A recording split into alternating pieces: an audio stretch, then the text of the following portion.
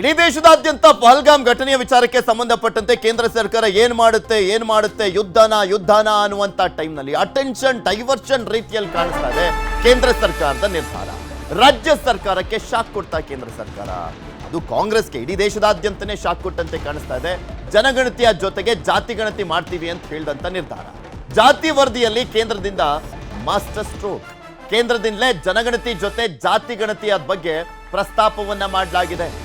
ನಾವು ಮಾಡ್ತೀವಿ ಜಾತಿ ಗಣತಿಯ ಜೊತೆಗೆ ಜನಗಣತಿಯ ಜೊತೆಗೆ ಜಾತಿ ಗಣತಿಯನ್ನ ಅಂತ ಹೇಳಿದ್ದಾರೆ, ಅನೌನ್ಸ್ ಮಾಡಿದ್ರು ನಿನ್ನೆ. ಕೇಂದ್ರ ಸಚಿವರಾಗಿರುವಂತಹ ಅಶ್ವಿನಿ ವೈಷ್ಣವ್ ಅವರು ಕೇಂದ್ರ ಸಚಿವ ಸಂಪುಟದಲ್ಲಿ ಏನು ಚರ್ಚೆ ಆಯಿತು, ಯಾವ ನಿರ್ಧಾರವನ್ನು ಮಾಡಲಾಯಿತು ಅದನ್ನು ಹೇಳುವಂತ ಸಂದರ್ಭದಲ್ಲಿ ಇದನ್ನು ಕೂಡ ಹೇಳಿದ್ರು. ರಾಜ್ಯ ಸರ್ಕಾರದ ವರದಿಗೆ ಸೊಪ್ಪು ಹಾಕದಂತೆ ಕೇಂದ್ರ ತಂತ್ರ. ಇಲ್ಲಿ ಈಗ ಏನು ಇಲ್ಲಿರುವಂಥ ಹಿಂದುಳಿದ ವರ್ಗಗಳ ಆಯೋಗ ಏನು ಕೊಟ್ಟಿದೆ ವರದಿಯನ್ನ, ಅದನ್ನ ಅನುಷ್ಠಾನ ಮಾಡುವಂತಹ ಒಂದು ಅಧಿಕಾರ ರಾಜ್ಯಕ್ಕಿದೆಯಾ ಇಲ್ವಾ ಅನ್ನುವಂಥ ಪ್ರಶ್ನೆಯನ್ನ ತಂದಿಟ್ಟಿದೆ. ರಾಜ್ಯದ ವರದಿಗೆ ಮಾನ್ಯತೆ ಇಲ್ಲ ಅಂತ ಬಿಜೆಪಿ ಪ್ರಚಾರಕ್ಕೆ ಸಜ್ಜಾಗಿದೆ. ಕೇಂದ್ರದ ಕ್ಯಾಬಿನೆಟ್ ನಿರ್ಧಾರದ ಬೆನ್ನಲ್ಲೇ ಬಿಜೆಪಿ ಅಲರ್ಟ್ ಆಗಿರುವಂಥದ್ದು. ಕೇಂದ್ರದಿಂದ ಜಾತಿ ಜನಗಣತಿ ಆಗುವಂತ ತನಕ ವರದಿ ತಡೆಗೆ ಪ್ಲಾನ್ ಅನ್ನ ಮಾಡಿಕೊಳ್ಳಲಾಗಿದೆ. ಆಕ್ಚುಲಿ ರಾಜ್ಯ ಸರ್ಕಾರಕ್ಕೂ ಕೂಡ ಬೇಕಾಗಿದ್ದಿದೆ, ಅವ್ರು ಏನ್ ಹೇಳಬೇಕಾಗಿತ್ತು ಹೇಳಾಯ್ತು. ಅದಾದ್ಮೇಲೆ ಪ್ರಬಲ ಸಮುದಾಯಗಳಾಗಿರುವಂತಹ ಲಿಂಗಾಯತ ಸಮುದಾಯ, ಒಕ್ಕಲಿಗ ಸಮುದಾಯ ಸೇರಿದಂತೆ ಸಾಕಷ್ಟು ಸಮುದಾಯದವರು ವಿರೋಧವನ್ನ ವ್ಯಕ್ತಪಡಿಸ್ತಾ ಇದ್ರು. ಅದನ್ನ ಮುಂದೂಡ್ಕೊಂಡು ಹೋದ್ರೆ ಸಾಕಪ್ಪ ಅನ್ನುವಂಥ ಪರಿಸ್ಥಿತಿಗೆ ರಾಜ್ಯ ಸರ್ಕಾರ ಬಂದಿತ್ತು. ಈಗ ಈಸಿಯಾಗಿ ಹೇಳ್ಬಿಡ್ಬೋದಲ್ಲ, ಕೇಂದ್ರ ಸರ್ಕಾರ ಹೇಳಿದ್ರಲ್ಲ, ಸೊ ಹೀಗಾಗಿ ಅವರೇ ಅದನ್ನ ಅಫಿಷಿಯಲ್ ಆಗಿ ಅಂದ್ರೆ ಅವರು ಜನಗಣತಿ ಮಾಡಿದಂಥ ಸಂದರ್ಭದಲ್ಲಿ ಜಾತಿ ಗಣತಿ ಬರುತ್ತಲ್ಲ ಅದೇ ನೋಡೋಣ ಅಂತ ಹೇಳ್ತಾರೆ ಅನ್ನೋ ಕಾದ್ ನೋಡ್ಬೇಕು. ಇದೆಲ್ಲದ್ರ ಬಗ್ಗೆ ಮತ್ತಷ್ಟು ಮಾಹಿತಿಯನ್ನ ಕೊಡ್ತಾ ಹೋಗ್ತಾರೆ ನಮ್ಮ ಪ್ರತಿನಿಧಿ ಹೆಬ್ಬಾಕ ತಿಮ್ಮೇಗೌಡರು ನಮ್ಮ ಜೊತೆ ನೇರ ಸಂಪರ್ಕದಲ್ಲಿ ಜಾಯ್ನ್ ಆಗಿದ್ದಾರೆ. ತಿಮ್ಮೇಗೌಡ್ರೆ, ರಾಜ್ಯದಲ್ಲಿ ಜಾತಿ ಗಣತಿ ವರದಿ ಸಚಿವ ಸಂಪುಟದಲ್ಲಿ ಮಂಡನೆ ಆದಂತಹ ಸಂದರ್ಭದಲ್ಲಿ ಸಾಕಷ್ಟು ವಿರೋಧ ಅಂತೂ ಅದಕ್ಕೂ ಮುಂಚೆನೆ ವ್ಯಕ್ತವಾಗ್ತಾ ಇತ್ತು. ಪ್ರಬಲ ಸಮುದಾಯಗಳು ವಿರೋಧವನ್ನ ವ್ಯಕ್ತಪಡಿಸ್ತಾ ಇದ್ರು. ಇದನ್ನು ಹೇಗಾದ್ರೂ ಮಾಡಿ ಇನ್ನ ತಳ್ಳಿದ್ರೆ ಸಾಕಪ್ಪ ಅನ್ನುವಂಥ ಮನಸ್ಥಿತಿಯಲ್ಲಿ ರಾಜ್ಯ ಸರ್ಕಾರ ಇತ್ತು.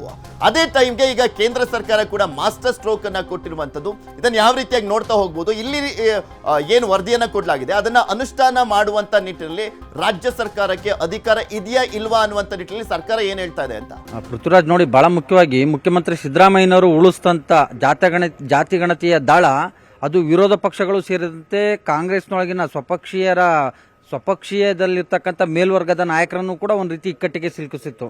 ಯಾಕಂತ ಹೇಳಿದ್ರೆ ಒಂದ್ ಕಡೆಗೆ ಹೈಕಮಾಂಡ್ ಆದೇಶ, ಮತ್ತೊಂದು ಕಡೆಗೆ ಸಿಎಂ ಸೂಚನೆ, ಮತ್ತೊಂದು ಕಡೆಯಾಗಿ ಮೇಲ್ವರ್ಗ ಏನು ಈ ಒಂದು ಜಾತಿ ಗಣತಿಯನ್ನ ವಿರೋಧ ಮಾಡಿದ್ರೆ ಇತರೆ ಸಮುದಾಯ ಅಂದ್ರೆ ಅಹಿಂದ ಸೇರಿದಂತೆ ನಿರ್ಣಾಯಕ ಸ್ಥಾನದಲ್ಲಿರ್ತಕ್ಕಂಥ ಇತರೆ ಸಮುದಾಯಗಳ ಆಕ್ರೋಶ ಮತ್ತೆ ಅಸಮಾಧಾನಕ್ಕೆ ಕಾರಣ ಆಗ್ಬೋದು ಅನ್ನುವಂಥ ಕಾರಣಕ್ಕೋಸ್ಕರವಾಗಿ ವಿರೋಧ ಪಕ್ಷಗಳು ಸೇರಿದಂತೆ ಏನು ಕಾಂಗ್ರೆಸ್ನೊಳಗಿರ್ತಕ್ಕಂಥ ಮೇಲ್ವರ್ಗಗಳ ಶಾಸಕರು, ಸಚಿವರು ಎಲ್ಲರೂ ಕೂಡ ಒಂದು ರೀತಿ ಇಕ್ಕಟ್ಟಿನ ಪರಿಸ್ಥಿತಿ, ನುಂಗಲಾರದ ಬಿಸಿ ತುಪ್ಪವಾಗಿ ಒಂದು ಜಾತಿ ಗಣತಿ ವರದಿ ಒಂದು ರೀತಿ ಸಂಕಷ್ಟವನ್ನು ತಂದೊಡ್ಡಿತ್ತು.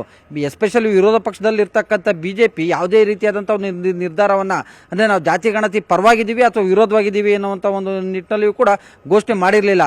ಇದು ಎಲ್ಲ ಒಂದು ಕಡೆಯಾಗಿ ಸಿದ್ದರಾಮಯ್ಯನವರು ಎಲ್ಲ ಒಂದು ಕಡೆ ಮರದ ಕೆಳಗಡೆ ಕೂತು ಬರ್ಸಿರ್ತಕ್ಕಂಥದ್ದು, ಎಲ್ಲ ಒಂದು ಕಡೆಯಾಗಿ ಮುಸ್ಲಿಮರ ಓಲೈಕೆ ಮಾಡಿರ್ತಕ್ಕಂಥ ಒಂದು ಜಾತಿ ಗಣತಿ ವರದಿ ಅಂತ.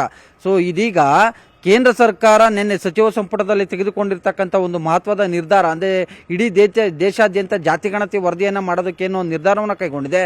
ಇದೀಗ ಎಸ್ಪೆಷಲಿ ರಾಜ್ಯ ಬಿಜೆಪಿ ನಾಯಕರಿಗೆ ಒಂದು ರೀತಿ ನಿಟ್ಟುಸಿರು ಬಿಟ್ಟಂಥ ಪರಿಸ್ಥಿತಿಯನ್ನು ಉದ್ಭವ ಮಾಡಿರ್ತಕ್ಕಂಥದ್ದು. ಯಾಕಂತ ಹೇಳಿದ್ರೆ ಏನು ಈ ಒಂದು ರಾಜ್ಯ ಸರ್ಕಾರ ಮಾಡಿರ್ತಕ್ಕಂಥ ಈ ಒಂದು ಜಾತಿ ಗಣತಿ ವರದಿ ಏನಿದೆ, ಹಿಂದುಳಿದ ವರ್ಗಗಳ ಶಾಶ್ವತ ಆಯೋಗ ಕೊಟ್ಟಿರ್ತಕ್ಕಂಥ ಒಂದು ವರದಿ, ಅದಕ್ಕೆ ಮಾನ್ಯತೆ ಇಲ್ಲ.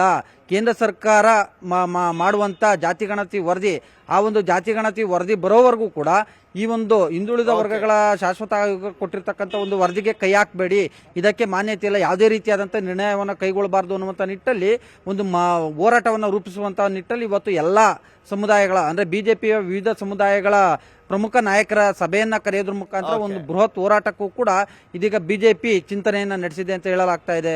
ಪೃಥ್ವಿರಾಜ್, ಓಕೆ, ಧನ್ಯವಾದ ತಿಮ್ಮೇಗೌಡ್ರೆ ನಿಮ್ಮೆಲ್ಲ ಮಾಹಿತಿಗಾಗಿ. ವೈಡ್ ಆಂಗಲ್ ಅಲ್ಲಿ ನೋಡೋದಾದ್ರೆ ಇಲ್ಲಿ ಪ್ರಮುಖವಾಗಿ ಬಿಜೆಪಿ ಹಿಂದುಳಿದ ವರ್ಗಗಳ ಮತಗಳಿಂದಲೇ ಅಧಿಕಾರವನ್ನು ಮಾಡ್ತಾ ಇರುವಂತದ್ದು. ಕರ್ನಾಟಕವನ್ನ ಹೊರತುಪಡಿಸಿ ನೋಡೋದಾದ್ರೆ 20 ರಾಜ್ಯದಲ್ಲಿ ಅಧಿಕಾರದಲ್ಲಿ ಇದ್ದಾರಲ್ಲ, ಹಿಂದುಳಿದ ವರ್ಗದ ಸಮುದಾಯದವರೇ ಇವರಿಗೆ ಓಟನ್ನ ಹಾಕಿರುವಂತಹ ಹಿನ್ನೆಲೆಯಲ್ಲಿ ಅಲ್ಲಿ ಅಧಿಕಾರವನ್ನು ಮಾಡ್ತಾ ಇದ್ದಾರೆ. ಲೋಕಸಭೆಯಲ್ಲೂ ಕೂಡ ಅಧಿಕಾರದಲ್ಲಿ ಇರುವಂತದ್ದು. ಸೊ ಹೀಗಾಗಿ ಬಿಜೆಪಿಗೆ ತುಂಬಾ ಇಂಪಾರ್ಟೆಂಟ್ ಆಗಿತ್ತು ಆ ವೋಟ್ಗಳನ್ನ ಉಳಿಸಿಕೊಳ್ಳುವಂತ ನಿಟ್ಟಿನಲ್ಲಿ.